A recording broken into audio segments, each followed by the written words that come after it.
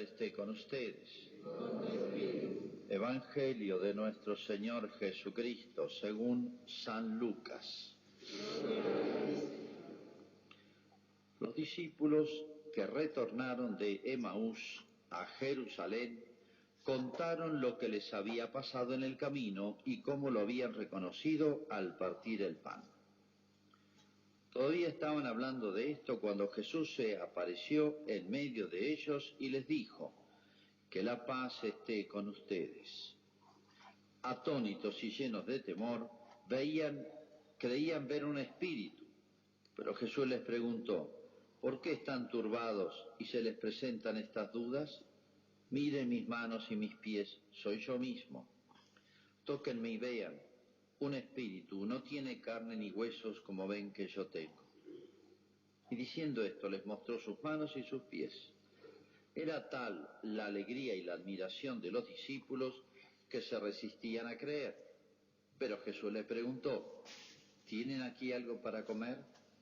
Ellos le presentaron un trozo de pescado asado. Él lo tomó y lo comió delante de todos. Después les dijo: cuando todavía estaba con ustedes, yo les decía: es necesario que se cumpla todo lo que está escrito en la ley de Moisés, en los profetas y en los salmos. Entonces les abrió la inteligencia para que pudieran comprender las Escrituras y añadió: así estaba escrito, el Mesías debía sufrir y resucitar de entre los muertos al tercer día, y comenzando por Jerusalén, en su nombre, debía predicarse a todas las naciones la conversión para el perdón de los pecados. Ustedes son testigos de todo esto. Es palabra del Señor.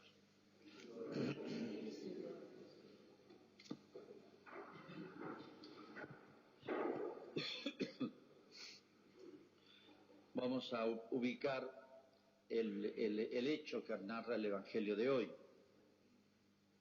para que tengamos un panorama un poco de el modo de obrar de Jesús a través en estos días tan especiales, distintos, después de su resurrección. Jesús cambia totalmente de pedagogía, se puede decir, de trato. Ya no hace milagros masivos, no hay grandes multitudes que le salgan al encuentro, ni que él se ponga ahí a tiro, ni grandes prédicas, sino que se dedica a tratar con los apóstoles y el grupito que creyó. Bien, esta es la quinta aparición y la última del día domingo de resurrección.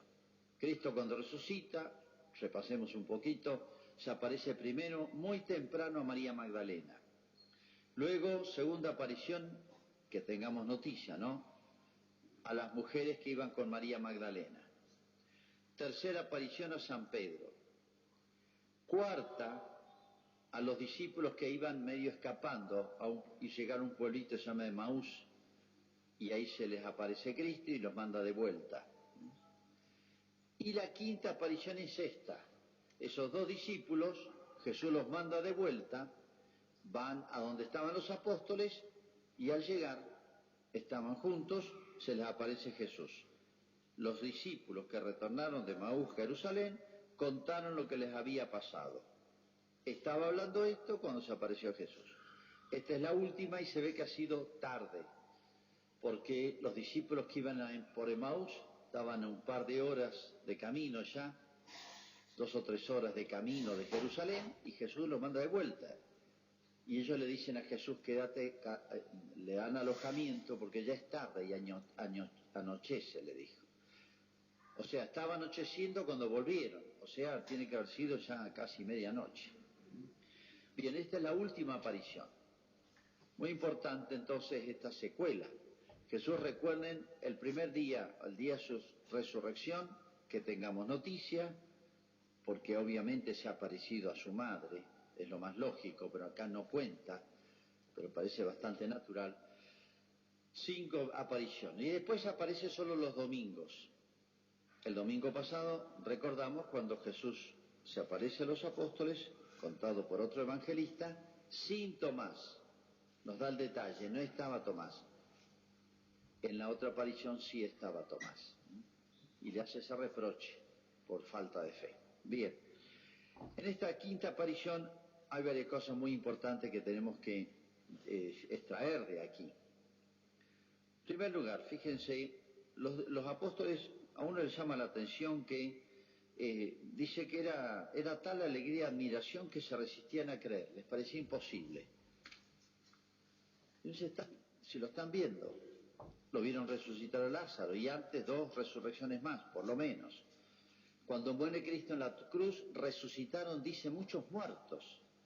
Y se vinieron del cementerio, obviamente, a su casa y se les aparecieron a los parientes. Y no podían entender que Jesús resucitara. Claro que la resurrección de Cristo es distinta, entre otras cosas, porque los otros muertos resucitaron, pero después se volvieron a morir. Lázaro se tuvo que morir 2 veces. En cambio, Cristo resucita con un cuerpo glorioso y ya no muere más. Es un anticipo de lo que va a pasar en nosotros al fin del mundo. Quien se salve resucitará con un cuerpo glorioso, con cualidades nuevas y ya no se muere más. Se muere una sola vez. Bueno, aparece Jesús resucitado y les recuerda que todo esto estaba profetizado y debía cumplirse. Estaba profetizado y debía cumplirse. Aquí hay que aclarar el modo de hablar. No es porque estaba dicho así, tenía que cumplirse, sino que Dios, que conoce el futuro, puede anunciar perfectamente, ver lo que va a pasar, aunque dependa de voluntades libres. Dios puede profetizar, sabe perfectamente que vamos a hacer nosotros el año que viene a esta hora, por más que eso dependa de nuestra libertad. Pero Dios ya sabe el futuro de todos, hasta el fin del mundo. Entonces, esa manera de hablar que tiene Jesús, era necesario que se cumpla todo lo que está escrito de mí en la ley de Moisés, de los profetas y de los salmos, o sea, del Antiguo Testamento, es como si dijera, lo voy a decir en otros términos, Dios ve el futuro y sabía todo lo que iba a pasar, por más que hay muchas libertades, muchas voluntades libres que iban a obrar. Entonces, eso es una prueba, se llama la profecía. Bien, la profecía la hace solo Dios. Solo Dios conoce el futuro de los seres libres. Los hombres podemos profetizar un eclipse, porque las leyes físicas se cumplen inexorablemente, no hay libertad. Nosotros podemos anunciar un eclipse, podemos anunciar que en invierno va a ser frío. Eso no es ninguna profecía. Pero anunciar lo que va a pasar en Malargüe, de acá, no digo a 100 años o a 1000 años como se profetizó, sino de acá a 1 hora, nadie puede saberlo. Sobre todo lo que depende de nosotros, de libertades. Entonces, fíjense, Cristo resucitado es un milagro. Nadie se autorresucita. Esto no se trata de poderes mentales ni facultades extraordinarias. La resurrección es una prueba de la divinidad de Cristo y de un atributo divino, se llama la omnipotencia. La resurrección de Cristo es un milagro visible, patente, por eso se mostró, como diciendo, soy Dios. Y la profecía es otra prueba de la ciencia de Dios, que conoce el futuro. Se llama la omnisciencia, la ciencia que Dios sabe todo lo que va a pasar hasta el fin del mundo, con cada uno. Esto es solo de Dios. En la resurrección de Cristo confluyen, se unen las 2 pruebas. Por eso Jesús, meses atrás, cuando le decían que hagan milagros, que dé señales, los que no creían, Cristo dice, no, ya está, ya he hecho cientos de milagros. Si no les basta eso, ya está. Tiene un límite esto. No es cuestión de seguir haciendo milagros, porque resucitó a Lázaro y ahí se enojaron más todavía. Les hacía daño, decía, estas demostraciones, estas pruebas de la autoridad de Jesús, ¿no? Ya tenían, en su maldad tenían decidido eliminarlo, les molestaba. Por eso Jesús dice, mire, se les va a dar una última prueba a todos, la señal de Jonás, decía él. Jonás era un personaje que había estado 3 días en el vientre de un pez y fue vomitado y volvió a la vida. Bueno, no interesa por ahora el caso, pero Cristo se refería, la señal de Jonás es su resurrección. donde confluyen dos pruebas definitivas, indiscutibles, evidentes, de que Cristo es Dios. Confluyen el milagro y la profecía. O en otras palabras, la resurrección de Cristo es un milagro profetizado. Es un milagro profetizado. Y es el primer milagro que Jesús hace, y el único, sobre su propio cuerpo. Los demás milagros fueron para los demás, sobre la naturaleza, como la pesca milagrosa, la multiplicación de los panes, sobre la salud de muchísimos, sobre la vida, pero sobre él es el primer milagro. Primera cuestión entonces, más fresca no puede estar cuando habla estas palabras, cuando se da este hecho, más fresco no puede estar esa doble prueba ya definitiva y última que iba a dar Jesús. Esa es la última señal que iba a dar para mostrar su autoridad. Bueno, segunda cuestión, fíjese, dice Jesús, entonces les abrió la inteligencia para que pudieran comprender las Escrituras. Les abrió la inteligencia. ¿Qué significa eso? Que los apóstoles reciben una gracia especial. La gracia está en el alma y del alma fluye, se puede decir, a todo al obrar. Pero acá, en concreto, fluye, por así decir, la inteligencia para que se le aumente la fe, que es la que nos da esa capacidad de la inteligencia, perfecciona la inteligencia, para que entendamos un poquito más las cosas de la fe. El domingo pasado, si ustedes recuerdan, la segunda aparición el segundo domingo de Pascua sería cuando estaba Tomás, dice que sopló sobre ellos y les dijo: reciban el Espíritu Santo. A quienes perdonen los pecados les serán perdonados, etc. Soplar Cristo, infundirles el Espíritu Santo, lo mismo, infundirles una gracia. Digo esto porque el día de Pentecostés, que falta, porque son 50 días después de la resurrección de Jesús, fue la gran venida del Espíritu Santo. Pentecostés es como cerrar un ciclo. Ahora empieza la iglesia con todos sus recursos. Ahora queda fundada la iglesia con todos sus medios. Pero que antes de Pentecostés no existía la gracia del Espíritu Santo, sí, desde Adán y Eva existe. ¿Qué hay de nuevo entonces en Pentecostés? ¿Qué empieza de nuevo? ¿Qué cambia? Hay un gozne en la historia de la humanidad. ¿Cuál es? La abundancia de la gracia, la cercanía de los medios de la gracia, o sea, la facilidad de acercarnos a la gracia de Dios. Eso es Pentecostés. Es como si hubiese sido más difícil recibir la gracia en el Antiguo Testamento. Y en el Nuevo Testamento, que es nuestro tiempo, tenemos la suerte de estar en esta época después de Cristo, se puede decir la gracia de Dios es más cercana y abundante. Eso es Pentecostés. Pero para los apóstoles, desde la resurrección de Jesús hasta Pentecostés, hay yo diría, un pequeño Pentecostés. Cada aparición de Jesús, que eran solo de los domingos, cada aparición de Jesús recibían como una gracia nueva. Esa gracia los hacía crecer, madurar en las virtudes, en la fe, la esperanza, la caridad, en todas las virtudes. Crecer, por eso cada vez estaban, por así decir, más fuertes espiritualmente, comprendían más. Jesús de a poquito los iba haciendo entender más. Es como un anticipo de Pentecostés.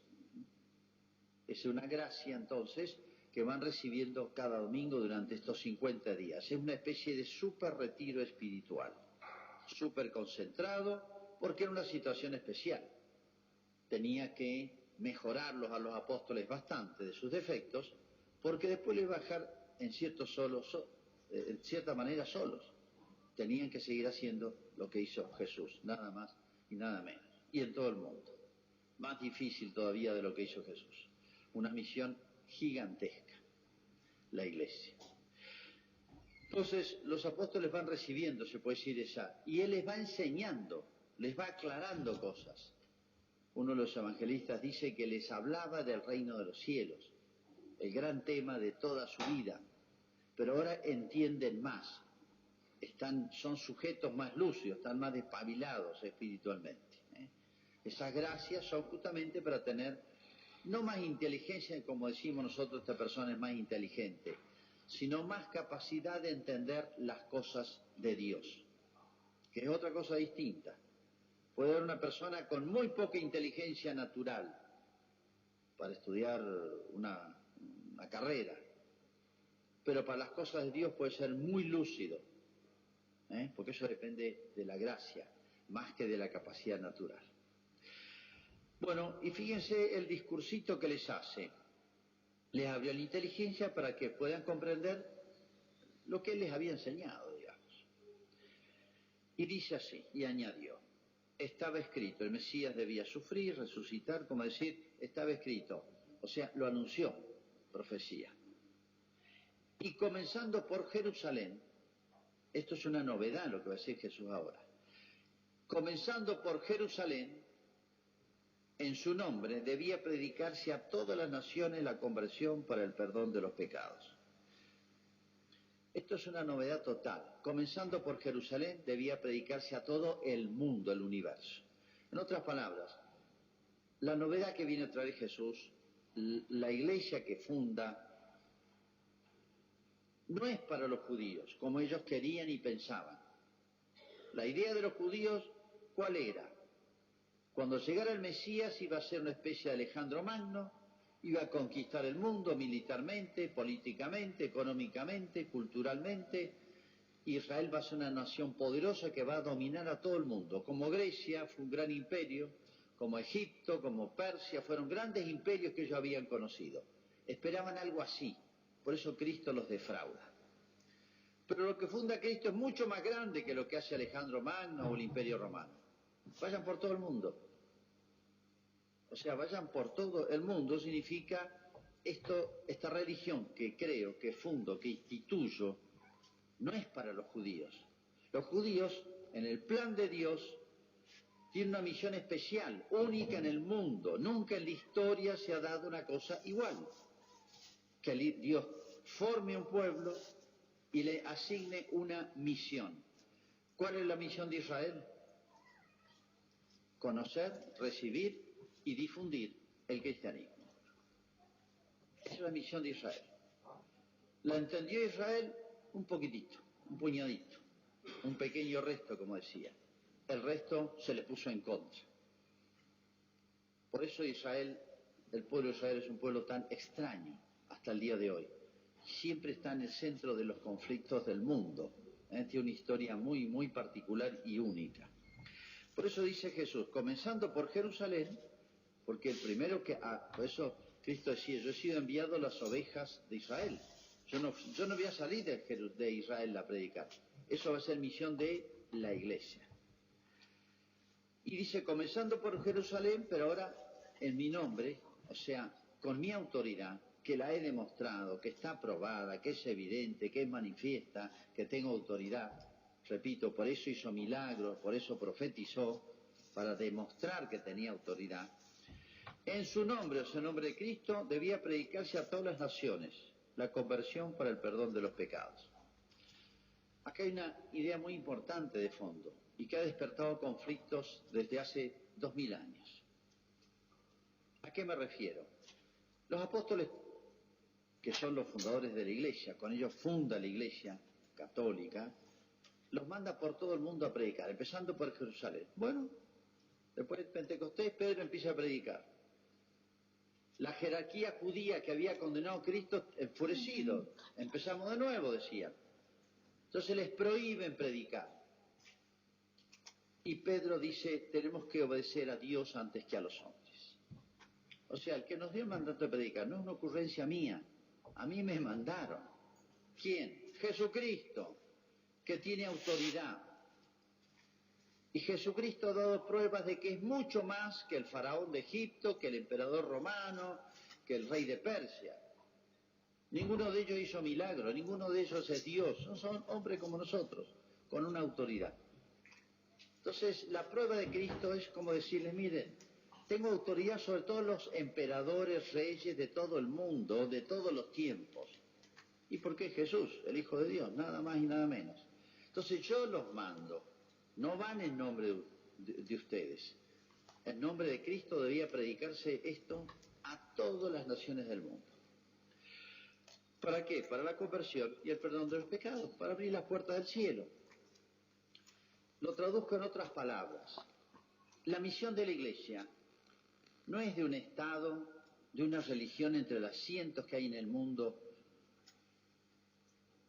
No, es la de Cristo, es la única, es la de Dios, es la que inventó el universo, el que lo crea, el que lo sostiene.